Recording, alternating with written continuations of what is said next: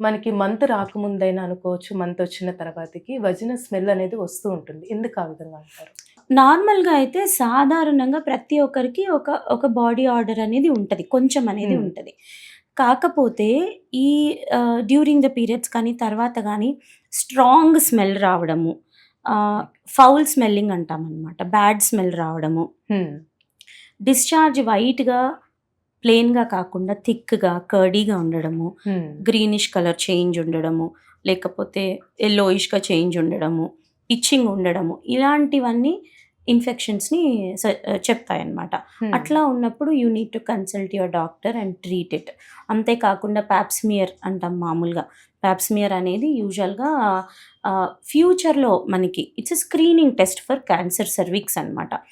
యూజువల్‌గా ఇండియాలో cancer cervix తోటి ఆడవాళ్ళు చనిపోవడం చాలా ఎక్కువుంటది.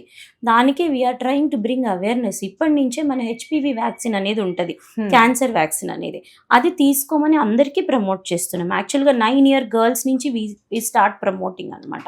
దీనివల్ల ఏమవుతుంది, ఇట్లా ఏమైనా సెక్షువల్లీ ట్రాన్స్‌మిటెడ్ డిసీజెస్ వచ్చినా, ఒకరి నుంచి ఒకరికొచ్చినా అవి క్యాన్సర్‌గా ఫ్యూచర్‌లో టర్న్ కాకుండా ఉంటాయన్నమాట. So, okay. అందుకే పాప్స్మియర్ అనేది ఇట్స్ ఎ స్క్రీనింగ్ టెస్ట్. మనం గర్భసంచి ఇప్పుడు దిస్ ఇస్ యువర్ యూట్రస్ హ్మ్. అనుకోండి. సో, ఇక్కడ ఈ సర్విక్స్ అనమాట. ఈ హ్మ్. సర్విక్స్‌ని మనం చూసి దాన్ని స్క్రీన్ టెస్ట్‌కి పంపిస్తాం. అదే పాప్స్మియర్ అంటాం. అది ఓకే. యూజువల్‌గా 21 ఇయర్స్ నుంచి అందరూ చేయించుకోవాలి. 21 ఇయర్స్ నుంచి 65 ఇయర్స్ వరకు ఎవ్రీ 3 ఇయర్స్ ప్రతి ఒక్క ఆడవాళ్ళు చేయించుకోవాలి. దాంతో పాటు హెచ్‌పివి వ్యాక్సినేషన్ తీసుకోవాలి.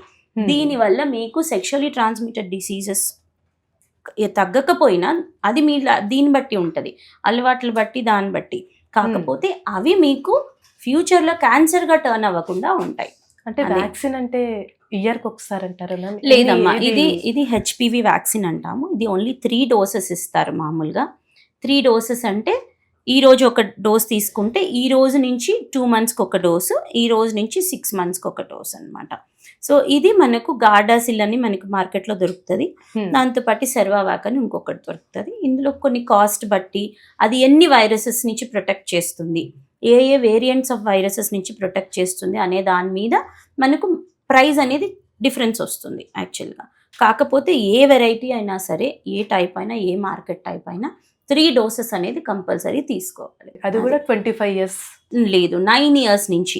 9 9-15 ఇయర్స్. ఆహా! అంటే ఇది యాక్చువల్‌గా మీరెప్పుడు తీసుకోవాలంటే before sexual exposure. Okay. That is why we say 9-15 years 2 doses సరిపోతాయి. హ్మ్. 15 ఇయర్స్ నుంచి 3 డోసెస్ తీసుకోవాలి. ఓకే. అది. అంటే వాళ్ళకి లేదు కదా, మీరెందుకు వాళ్ళకి సజెస్ట్ చేస్తున్నారు అంటే, నో.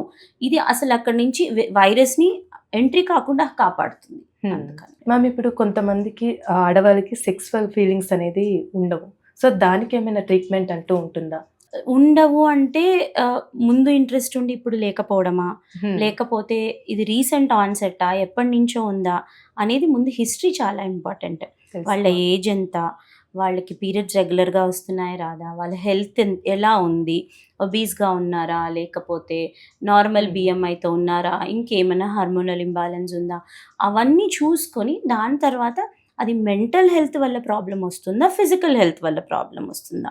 సో, ఇవన్నీ చూసుకొని దాన్ని బట్టి మనం ట్రీట్మెంట్ ఇవ్వగలుగుతాం. మ్యామ్ ఇప్పుడు ప్రెగ్నెన్సీ అనేది ఏ ఏజ్‌లో ప్లాన్ చేసుకుంటే మంచిదంటారు?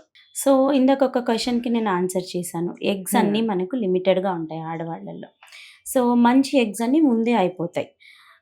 ఇప్పుడు యాక్చువల్‌గా అయితే 18 ఇయర్స్, 19 ఇయర్స్ నుంచి ఎగ్స్ మంచిగా ఉంటాయి మనకు. కానీ ఓకే. ఒక ఆడవాళ్ళు ఆ ఏజ్‌లో ఒక బేబీని పుట్టించి, ఆ బేబీని కేర్ తీసుకునే అంత ఇది స్టామినా వాళ్ళకు ఉండదు. అనుకోవచ్చు ఇంకా. అవును. ఫిజికల్ హెల్త్ ఉండదు, ఇది ఉండదు. సో, అలా తీసుకొని అది ఇది 2 కన్సిడర్ చేసి తీసుకుంటే యూజువల్‌గా 24, 25 నుంచి మనకు 23, 24 నుంచి ఈస్ ద ఐడియల్ టైమ్. వాళ్ళు హ్మ్. కెరియర్ కంప్లీట్ చేసుకున్న తర్వాత అప్పటికి కంప్లీట్ కావు ఇప్పుడు చాలా మందికి బీటెక్, ఎంటెక్ ఇట్లా తీసుకుంటే అవ్వదు. కానీ 23, 24 నుంచి అయితే ఇట్స్ ఎ గుడ్ ఏజ్ చెప్పాలంటే. టిల్ 30. హ్మ్. 30 వరకు ఇట్స్ గుడ్. ప్రాబ్లమే ఉండదు. ఆ ఏజ్‌లో ప్లాన్ చేసుకుంటే మంచిది. కానీ 30-35 వరకు కూడా ఒక మోస్తరుగా పర్వాలేదు. But after 35 it becomes very difficult. Egg హ్మ్. క్వాలిటీ బాగా తగ్గిపోతుంది. ఆ తర్వాత మీకు ఎక్కువ క్రోమోజోమల్ అబ్నార్మాలిటీస్ అంటే డౌన్ సిండ్రోమ్ ఇట్లాంటివన్నీ ఎక్కువొచ్చే ఛాన్సెస్ ఉంటాయి. తర్వాత మిస్‌క్యారేజెస్ ఎక్కువవుతాయి. హ్మ్.